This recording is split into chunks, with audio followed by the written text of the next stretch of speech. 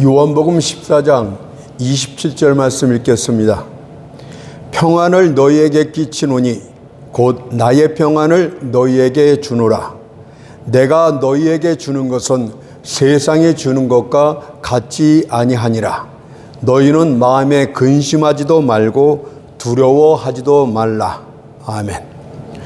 오늘은 이 본문 말씀을 통하여 평강의 왕 예수, 이런 제목으로 하나님의 말씀을 살펴보도록 합니다. 평강의 왕 예수. 로마서 3장 24절에서 모든 사람이 죄를 범하였음에 라고 하였듯이 사람들은 천성적으로 하나님과 화평하지 못합니다. 죄는 항상 다툼의 근거였습니다. 우리가 죄악되기 때문에 하나님께서는 우리를 향해 진노하시고, 하나님은 또한 거룩하시기 때문에 하나님과 우리 사이에 적대의 관계가 형성됩니다. 따라서 죄인인 우리가 하나님과 화평케 위해서는 반드시 우리가 의롭다함을 받는 것은 필수 불가결한 조건이 됩니다. 죄인인 우리가 어떤 식으로든 하나님 앞에 의롭다는 평가를 받아야만, 그런 법적인 근거를 얻어야만이 하나님과 화평케 될 수 있습니다. 그러나 이미 죄인 된 우리에겐 실형이 선고되었고 이제 그 형을 집행하는 것만 남았습니다. 하나님의 공의가 에스겔 18장 27절에서 이렇게 단호히 선포합니다. 범자는 그 영혼은 죽을지라. 그러나 하나님의 사랑은 에스겔 18장 32절에서 이렇게 말씀하십니다. 악인의 죽는 것을 내가 기뻐하지 아니하노니. 이때 하나님의 지혜가 하나님의 공의도 만족시키고 하나님의 사랑도 만족시키는 완벽한 구원 계획을 제시하셨는데, 그것은 죄인들을 대신하여 죄의 형벌을 담당할 대속자를 세우는 것이었습니다. 그렇다면 과연 그렇게 할 대속자가 누구란 말입니까? 하나님의 완벽한 공의를 실현할 수 있는 그 대속자, 아낌없이 자신의 생명까지도 내어줄 수 있는 그 대속자가 누구란 말입니까? 그는 인간이 정한 의가 아니라 거룩하신 하나님을 만족시킬 수 있는 하나님의 의를 실천해야 됩니다. 바리새인처럼 인간이 설정한 의로선 천국에 들어가지 못합니다. 하나님과 화목할 수가 없습니다. 예수만이 하나님의 의를 만족시킬 수 있다는 사실을 기억하시고 인간적인 의를 생각해서는 안 됩니다. 모든 죄인들의 죄값을 홀로 담당할 수 있는 그런 고귀한 생명을 소유하고 있어야만 됩니다. 뿐만 아니라 그런 고귀한 생명을 우리를 위해서 아낌없이 거저 내어줄 수 있는 사랑이 많으신 분이 되어야 합니다. 하나님께서는 자신의 독생자로 하여금 우리의 모든 죄를 담당할 대속자로 세우셨다고 합니다. 이사야 53장 6절을 보니까 우리는 다 양 같아서 그릇 행하여 각기 제 길로 갔거늘 여호와께서는 우리의 죄악을 그에게 담당시키셨도다. 아멘. 사랑하는 성도 여러분, 십자가에 매달려 피 흘려 죽으셨던 분이 누구인지를 다시 한번 생각해 보십시오. 나무에 달려 우리의 죄를 담당하셨던 분은 만유를 다스리시며 영원토록 복되신 하나님, 그분이셨습니다. 나무에 두 손과 두 발목이 못 박혀 고난당하셨던 분은 태초에 하나님과 함께 계셨던 그 말씀이셨던 분이고 바로 로고스, 그분을 뜻합니다. 삼위일체 하나님 가운데 제2위격이셨던 하나님의 아들이 우리의 대속자가 되셨던 것입니다. 예수께서 나의 하나님 어찌하여 나를 버리셨나이까란 절규는 그가 죄의 희생자물로서 어떤 고난을 당하셨는가를 가르쳐 줍니다. 그분께서 요한복음 19장 30절에서 다 이루었다고 말씀하신 후 머리를 숙이시고 영원히 돌아가셨을 때 하나님의 공의는 최고로 만족함을 얻게 되었습니다. 따라서 이제 대속자 예수를 믿기만 하면은 우리는 하나님의 법정 앞에서 의롭다함을 받을 수가 있습니다. 고린도서 5장 21절을 보니까 하나님의 죄를 알지도 못하신 자로 우리를 대신하여 죄를 삼으신 것은 우리로 하여금 저의 안에서 하나님의 의가 되게 하려 하심이니라고 말씀하고 계십니다. 따라서 이제 믿는 우리들은 하나님을 두려워할 필요가 없습니다. 더 이상 하나님께서는 우리와 다툴 이유도 없으십니다. 이는 예수 그리스도의 십자가로 하나님과 우리 사이를 갈라놓았던 죄가 다 도말되어졌고 하나님과 완벽한 화평의 관계가 이루어졌기 때문입니다. 로마서 5장 1절이 그것을 이렇게 말씀하십니다. 우리가 믿음으로 의롭다 하심을 얻었은즉 하나님으로 더불어 화평을 누리자. 여러분들 여기서 하나님과 화평의 관계는 반드시 의롭다함이 성립이 될 때만이 진정한 평강이 있는 것입니다. 하나님과 의롭다함을 받지 못한 상태에 있어서는 결코 화평의 관계가 이루어질 수 없다는 것을 기억합시다. 하나님으로 더불어 화평을 누리자. 이 누리자는 말 자체는 무슨 뜻입니까?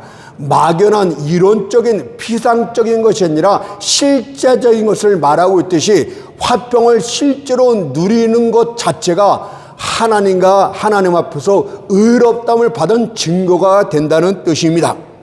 우리는 하나님과 화평의 관계를 이루게 될 때 처음으로 나타나는 것이 무엇입니까? 양심이 평안을 누리기 시작합니다. 여러분들 믿음으로 의롭다함을 받았습니까? 진정으로 믿음으로 구원을 얻었습니까? 여러분들 양심이 첫 번째로 화평을 누리고 평안을 누리게 된다고 말씀하셨어요. 만약 우리가 믿음으로 죄사함을 받은 것이 사실이라면 이 양심이 용서함을 내가 받았다, 하나님이 나의 모든 죄를 용서하셨다는 느낌이 반드시 나타난다고 말합니다.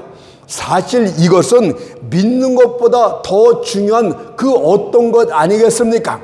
우리는 정말 내가 믿는 것이 그 믿음이 진짜인지 가짜인지 알 수가 없어요. 그러나 이 양심 가운데 하나님의 진정한 평화가 느껴지게 될 때, 아, 내가 진실로 믿음으로 의롭다함을 받았구나, 이렇게 깨닫게 되는 줄 믿습니다. 이것은 다른 이가 아니라 성령께서 우리 믿는 자 안에 용서함을 받았다는 증거를 주시는 것입니다. 따라서 사단뿐만이 아니라 땅의 모든 거짓 증인들이 일어나서 우리를 이렇게 정죄한다 치더라도 하나님은 당신과 화목하지 않았어. 당신의 죄는 여전히 사함받지 못한 채 그대로 남아있어 라고 정죄한다 할지라도 하나님 앞에 평안 중에 우리는 이렇게 대답을 합니다. 하나님의 사랑이 내 마음 가운데 넘쳐 흐르고 있는 것이 그 증거니라. 여러분들 어떤 사람이 나를 진정으로 사랑하고 있다고 느끼면은 평강이 넘쳐나게 됩니다. 하나님의 사랑을 느끼는데 하나님이 어떻게 우리를 죽일 수 있고 죄인으로 몰아세울 수 있단 말입니까? 하나님의 사랑이 우리 양심 가운데 임하게 될 때 그래서 평안이 넘칩니다. 그것을 로마서 5장 5절에서 이렇게 말씀하셨어요. 목사가 주는 것이 아닙니다. 우리에게 주신 성령으로 말미암아 하나님의 사랑이 우리 마음 가운데 부은 바 됨이니, 성령으로 말미암아서 하나님의 사랑이 양심 가운데 차고 넘칠 때 내가 이렇게 하나님이 나를 사랑하시는데 하나님이 나를 정죄할 수 없느라, 하나님이 나를 이렇게 사랑하시고 그의 독생자 예수까지도 내게 주셨는데 내가 왜 하나님의 사랑을 느끼지 못하고 화평케 되지 않을 수 있단 말인가? 이렇게 여러분들이 느끼기 시작하고 그것이 증거가 된다고 합니다.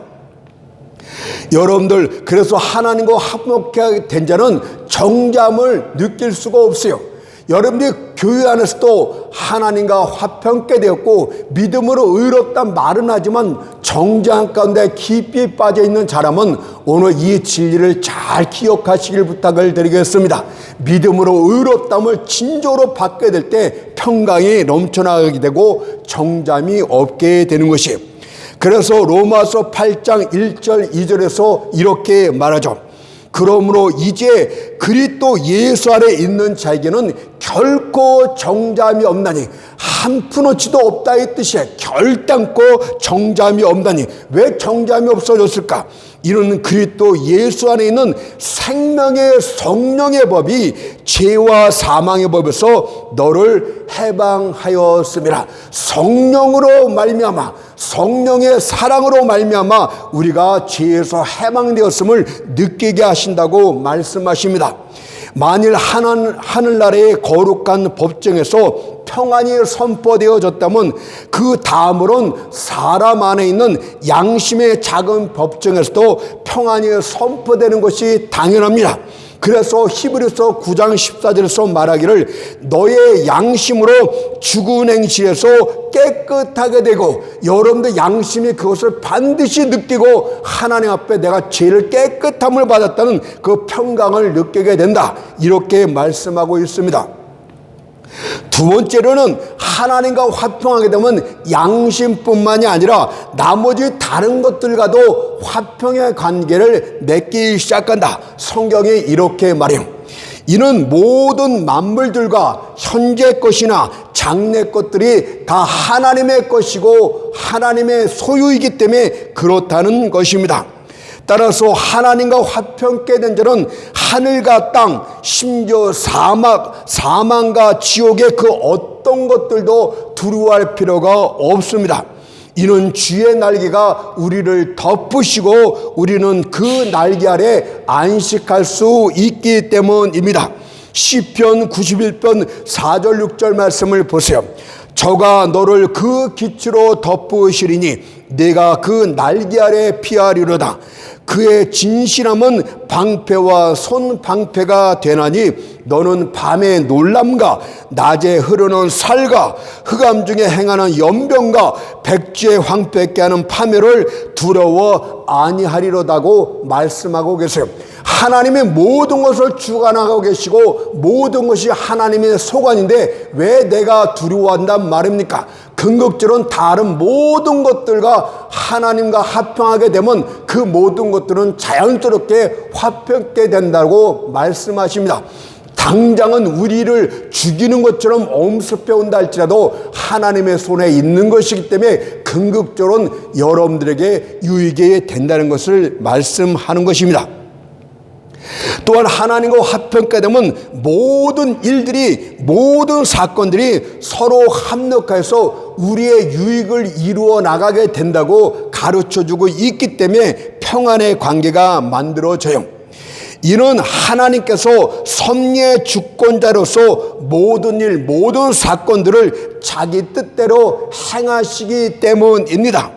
이것을 다니엘서 4장 35절에서 말하기를 그는 자기 뜻대로 행하시나니 누가 그의 손을 금하든지 혹시 이르기를 네가 무엇을 하느냐 할 자가 없도다 라고 단호하게 말씀하고 있기 때문에 우리는 어떤 고난이 닥쳐와도 어떤 슬픔이 닥쳐와도 우리는 평안할 수 있다고 말합니다. 야곱이 그의 사랑하는 아들 요셉을 잃었을 때 그는 하나님께 탄식하며 원망 섞인 불평을 합니다. 창세기 42장 36절을 보니까 이는 다 나를 해롭게 함이로다. 아마 여러분들 가운데도 이런저런 고난으로 문제거리로 인하여 이 모든 것들은 다 나를 해롭게 하기 위해서 일어나는 것이다, 이렇게 야곱처럼 고백하고 있는 분도 있을 것입니다. 그러나 오히려 하나님께서는 그 모든 아픔과 고난들이 서로 합력하여 선을 이루게 하셨습니다. 실제로 죽은 줄로만 알았던 요셉이 애굽의 최고 총리가 되어 돌아왔을 때 그런 이루 말할 수 없는 기쁨과 만족 중에 지금 내가 죽어도 여한이 없다라고 표현을 합니다. 그리고 그때 그는 이는 다 나를 해롭게 함이로다고 말했던 전의 말을 이는 다 나를 이롭게 함이로다고 고칠 필요가 있었음을 느꼈을 것입니다. 아마 부끄러움 중에. 결과적으로 하나님과 화평케 되면 하급법원인 양심이 편안하게 되고 또 중심이 안정되었기 때문에 주변의 다른 모든 것들도 화평의 관계를 맺게 된다는 것이 오늘 하나님의 화평이 주는 요지 중에 하나가 되겠습니다. 또한 오늘 본문을 보십시오. 나의 평안을 너희에게 주노니 나의 평안이라고 분명히 말씀하고 있지 않습니까? 이것은 세상에 주는 평안이 아니라 우리 예수께서 주는 평안입니다. 예수께서는 우리의 죄값으로서 자기의 피로 그 모든 것을 갚으셨어요. 그래서 하나님이 주시는 평안, 주의 평안은 반드시 거룩함과 연결된 평안이 되겠습니다. 죄 가운데 빠지게 되면 이런 평안을 상실하게 됩니다. 그러면 세상에 주는 평안도 있는데 세상에 주는 평안은 거룩함이 아니라 죄에서부터 나온 평안이 되고 이런 것을 그래서 거짓된 평안이다, 일시적인 평안이다, 감각적인 평안이다 이렇게 말하고 있는 것입니다. 또한 이 평안은 세상 영향을 전혀 받지 않습니다. 하나님께 속한 것이기 때문에 세상 어떤 것에 영향을 받지 않은 독립적인 영원한 평안이 되겠습니다. 세상 어떤 것도 이 평안을 깨뜨릴 수 없다는 것을 말씀하고 있습니다. 우리의 원수들의 힘을 모두 합친다 할지라도 이 평안을 결코 뺏어갈 수 없다는 뜻이 되겠습니다. 가난함도 이 평안을 파괴할 수 없습니다. 비록 성도들이 누더기 옷을 입고 있다 할지라도 여전히 그는 주와 함께 이 평안을 누릴 수 있기 때문입니다. 만일 주님께서 그의 믿음을 부족해 하신다면 그는 더 이상 금을 요구하지 않습니다. 다만 이렇게 말하게 될 것입니다. 빌립보서 4장 12절 말씀처럼 내가 비천에 처할 줄도 알고 풍부에 처할 줄도 알아 모든 일에 배부르며 이렇게 주님께서는 그에게 물질을 공급해 주지 않는다면 그의 믿음을 부족해 함으로써 내가 비천한 중에도 만족할 수 있다, 이런 기쁨을 누리게 하신다고 가르쳐 줍니다. 또한 그가 중한 질병에 처해 있을 때에도 그가 큰 고난을 당하고 있을 때에도 그는 자신을 주님 손에 맡긴 채 평안을 누릴 수가 있습니다. 주여 모든 일을 주님 뜻대로 행하소서. 저를 치료하시어 다시 사용하신다 할지라도 저는 주를 찬양할 것이며 설령 그렇게 하지 않고 나를 병상에 누워있게 한다 할지라도 저는 주님을 찬양할 것입니다. 찬양받으실 주님이시오 주가 저를 일으켜 사람 가운데 존귀한 자로 세운다 하시면 주를 찬양하게 될 것이고 저를 거름더미 지푸라기처럼 발밑에 짓밟히게 한다 할지라도 여전히 저는 주를 찬양할 것입니다. 이는 예수 그분이 나의 전부가 되시고 나는 아무것도 아니기 때문입니다 라고 고백할 수 있게 됩니다. 그러므로 세상은 이 주의 평안을 결단코 뺏어갈 수 없습니다. 그래서 이 평안에 대해서 아가서 8장 7절 말씀을 빌리면 많은 불이 꺼치지 못하겠고 홍수라도 엄몰하지 못하는 죽음같이 강한 평안이다, 이렇게 말씀드릴 수가 있습니다. 나의 평안, 주의 평안은 죄값으로 죄로부터 사셨기 때문에 거룩한 평안이고 하늘에 속았기 때문에 세상의 가난도 고난도 질병도 이 평안을 깨뜨릴 수 없다, 바로 독립적인 영원한 평안이다, 이런 의미를 갖게 되겠죠.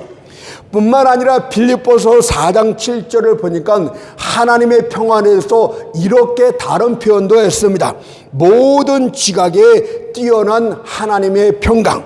모든 지각에 뛰어났다는 말은 이 평강은 불신달의 눈에는 감추어져 있다는 것을 말합니다.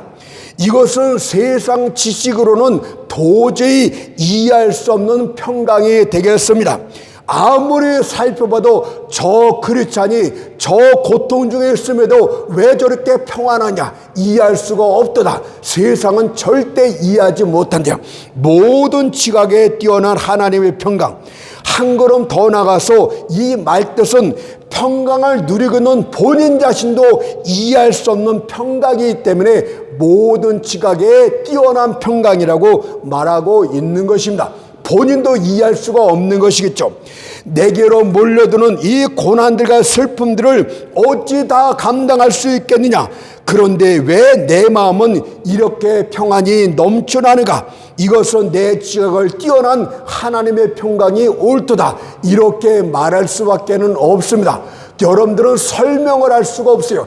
체험하지 않고서는, 느끼지 않고서는 절대 이해할 수 없는 것이 하나님의 평강이다. 이렇게 말할 수 있겠죠. 여러분은 깊은 바닥 동굴의 정적을 생각해 본 적이 있습니까?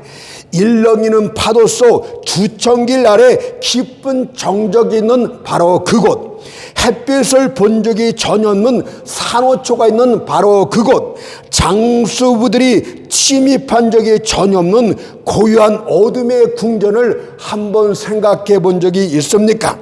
물결이 전혀 일지 않은 그 깊고 고요한 그곳이 바로 하나님의 평안이 깃들고 있는 장소이고 하나님의 평안이 되겠습니다.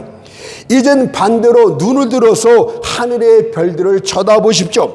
여러분은 저 우주에 평안하고 달콤한 꿈을 꿔본 적이 없습니까? 이 시끄럽고 요란한 세상을 벗어나 저 위로 한번 올라가 봅시다.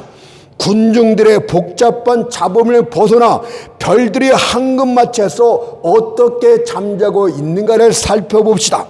폭풍이 없는 하늘 바다 위를 지켜보면서 평안의 지역을 지키고 있는 별들을 볼 때 이 평안은 달콤한 평안이요, 위대한 평안이요, 주만이 주실 수 있는 거룩한 평안이다. 이렇게 고백할 수 있겠죠. 베드로가 잔인한 재판장 앞으로 끌려옵니다. 그에게 사형 선고가 내려졌습니다. 그런 감옥으로 끌려 들어갔고 다음날 아침이 밝으면 사형대 이슬로 사라지게 됩니다. 감옥 문 밖에는 4명의 군사들이 지키고 있습니다. 밤이 찾아오자 그는 드러누워 잠을 잡니다.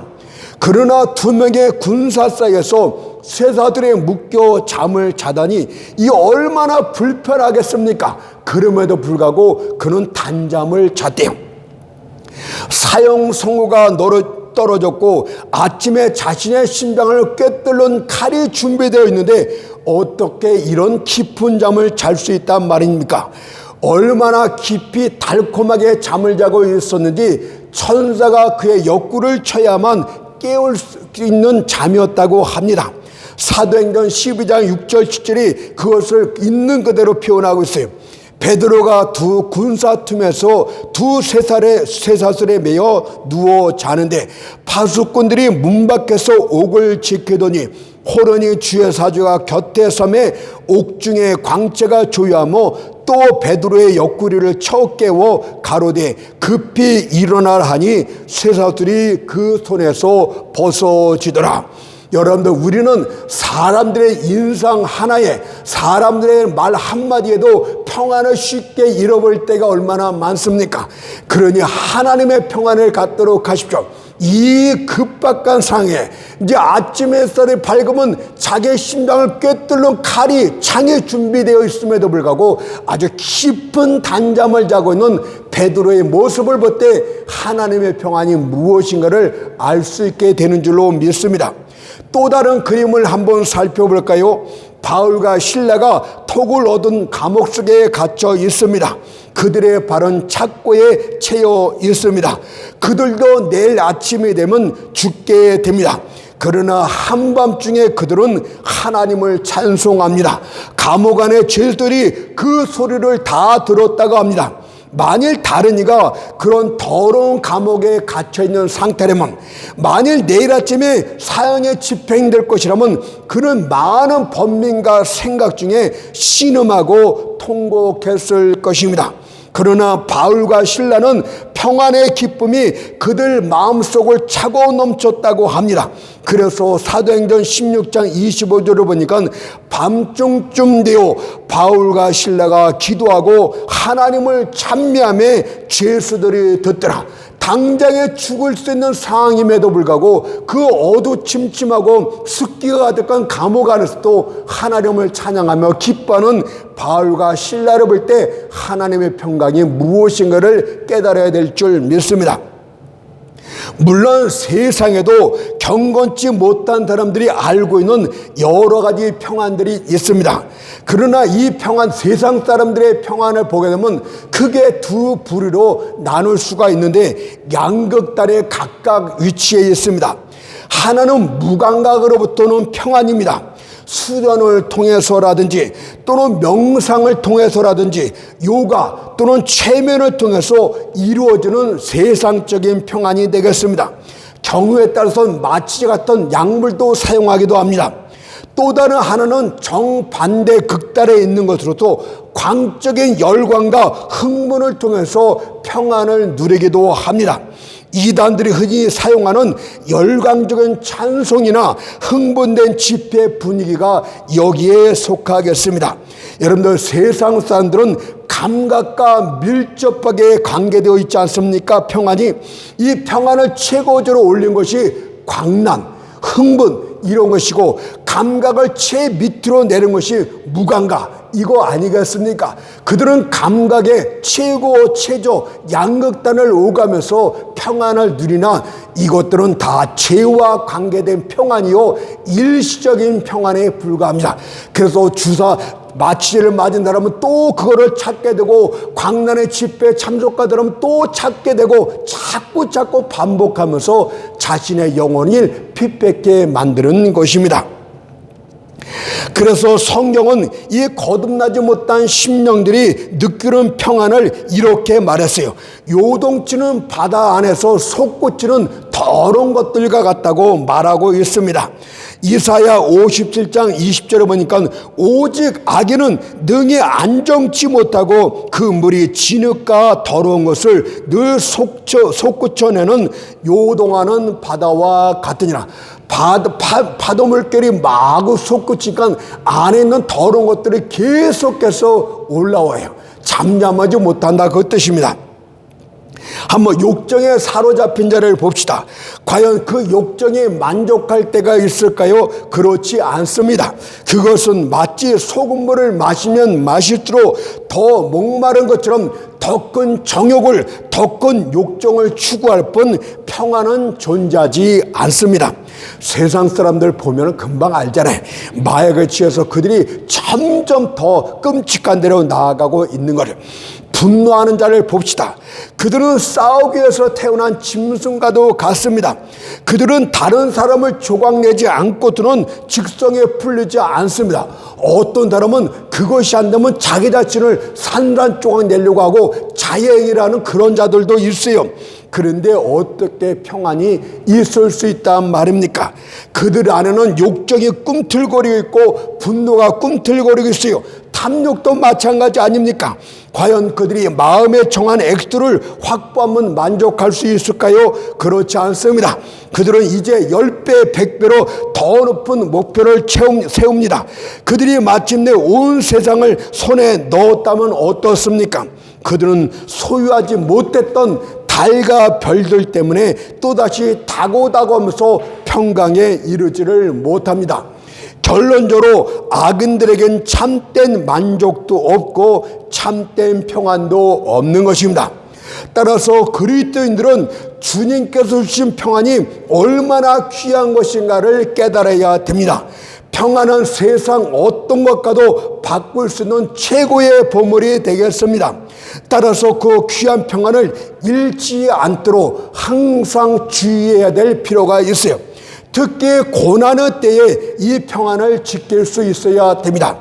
그러면 고난이 찾아왔을 때, 어려운 때, 위급할 때 이 하나님이 주신 평안을 어떻게 지킬 수가 있는 것인가, 두 가지를 말씀드리도록 하겠습니다.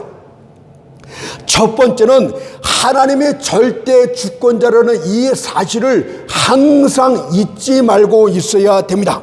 고난의 때에 세상 만사가 뒤죽박죽 된 것 같습니다. 세상 일들은 미로처럼 길을 찾을 수 없는 혼잡스러운 것처럼 느낄 때도 있습니다. 하지만 세상 일들은 뒤엉킨 것도 혼란스러운 것도 아닙니다.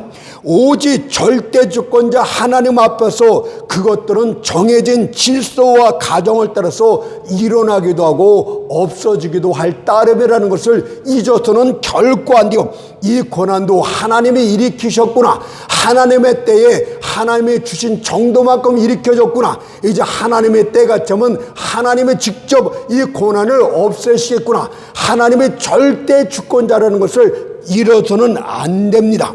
그분 앞에선 모든 세력들조차도 항우와 질서를 서열을 지킵니다. 아무리 권세 있는 자가 나를 억압한다 할지라도 그 세력들도 하나님 앞에서 서열과 항우를 지켜나가고 있는 것입니다.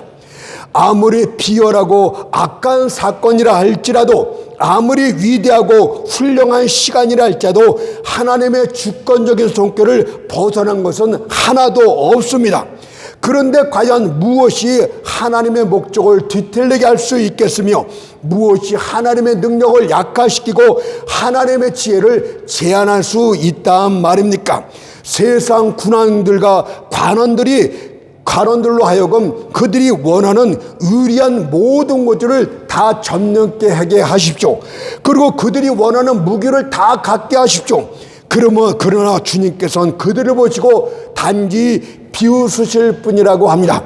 그리고 일어나셔도 모든 것을 파괴하시며 그들로서 과연 주권자가 누구인지를 알게 하시겠다고 말씀하고 계십니다. 시편 2편 9절 10절 말씀을 보세요. 철장으로 저희를 깨트리며 질그릇같이 부수리라 하시도다. 그런즉 군왕들아, 너희는 지혜를 얻으며 세상의 관원들아, 교훈을 받을지어다라고 우리에게 훈계를 합니다. 그런데 무엇이 두렵고 무엇이 무섭단 말입니까?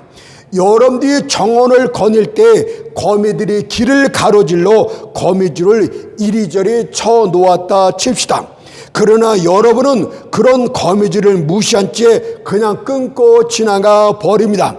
이와 마찬가지로 하나님께서는 원수들이 교묘히 관계를 부리며 세상과 지옥이 힘을 합쳐 달려든다 할지라도 그것들을 거미줄을 끊듯이 끊고 오직 자기 뜻만을 이루어 나가십니다. 심지어 하나님께서는 물질과 사건의 영역만 지배할 뿐만이 아니라 사람의 마음까지도 절대적으로 지배하신대요. 그것을 잠언서 21장 1절이 말합니다. 왕의 마음이 여호와의 손에 있으며 마치 보의 물과 같아서 그가 임의로 인도하시는도다. 악인들 중에 우두머리 왕이라 할지라도 마치 보의 물처럼 하나님이 임의로 이끄신대요. 보의 물은 무슨 뜻입니까? 농사꾼이 삽으로 농사 물기를 이리저리 바꾸는 것처럼 하나님께서는 그렇게 마음대로 그들의 마음을 움직이시다는 그런 뜻 아닙니까? 그런데 어찌 우리가 평안을 잃어버릴 수 있단 말입니까? 만약 우리가 하나님의 절대 통치를 고난 중에 기억하고 있다면 우리는 환난 중에도 평안할 수 있습니다. 그래서 시편 기자는 이렇게 고백을 했어요. 시편 46편 1절 3절을 보십시오. 하나님은 우리의 피난처이시오 힘이시니 환난 중에 만날 큰 도움이시라. 그러므로 땅이 변하든지 산이 흔들려 바다 가운데 빠지든지 바닷물이 흉흉하고 뛰어들지 그것이 넘침으로 산이 요동할지라도 우리는 두려워 아니하리로다. 여러분들도 그렇게 되었으면 좋겠습니다. 여호와는 나의 피난처가 되고 나의 힘이 되고 절대 주권자이시니 내가 주님의 그늘 아래에 있기만 하면 나는 결코 두려워하지 않고 평안을 안식을 얻을 수 있겠노라. 그것이 첫 번째가 되겠어요. 두 번째는 고난 중에 있을 때 하나님의 말씀을 깊이 묵상하세요. 하나님의 말씀을 읽으세요. 그러면 평안을 지킬 수가 있습니다. 먼저 시련을 인하여 마음의 동요가 일어난 자가 있다고 칩시다. 그는 생각하기를 혹시 내가 죄를 지어서 하나님이 나를 때리신 것은 아닌가? 내가 죄인이기 때문에 구원받지 못했기 때문에 이렇게 하고 있는 것은 아닌가 하고 불안해합니다. 그때 그는 성경 말씀을 읽는 중에 그리스도인에게 오는 시련은 죄의 형벌로 오는 것이 아니라 아버지의 사랑 때문에 오는 징계물 말씀을 통해 깨닫게 될 때 그는 평안할 수 있게 됩니다. 히브리서 12장 5절 6절 말씀이 그것입니다.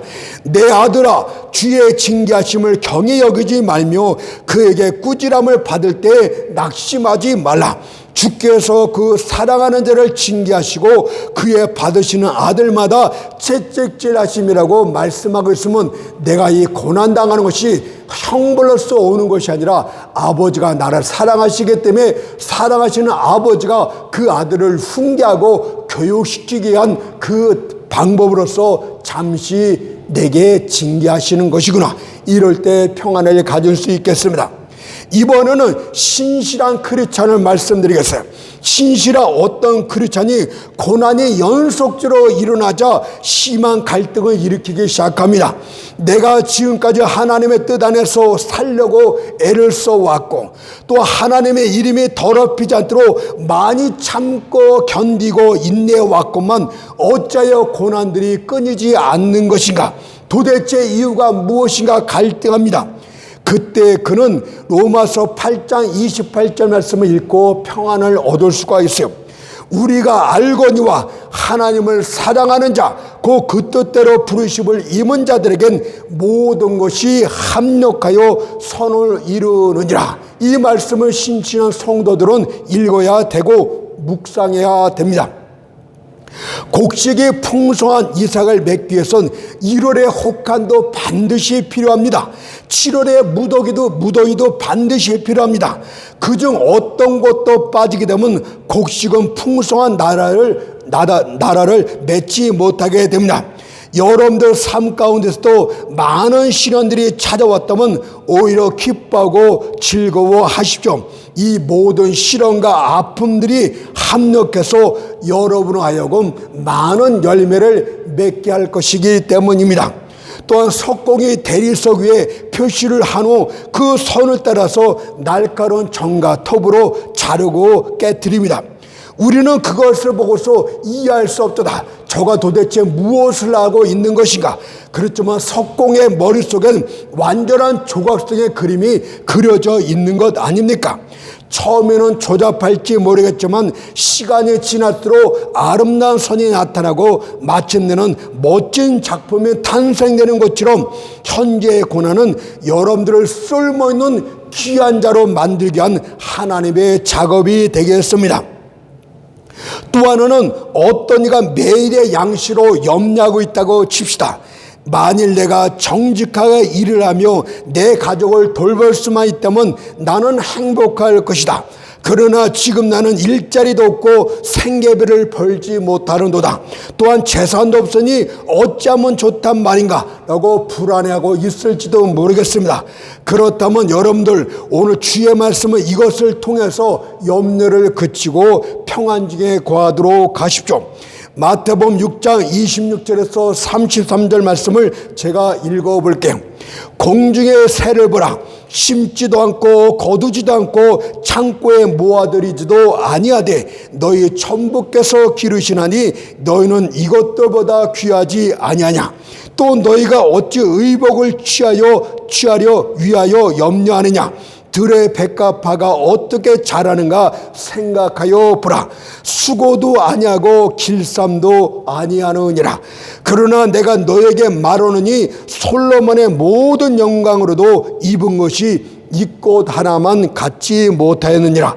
그러므로 염려하여 이르기를 무엇을 먹을까 무엇을 마실까 무엇을 입을까 하지 말고 이는 다 하지 말라. 이는 다 이방인들이 구하는 것이라.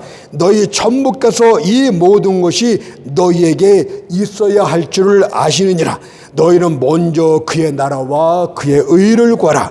그리하면 이 모든 것을 너희에게 더하시라고 말씀하셨습니다.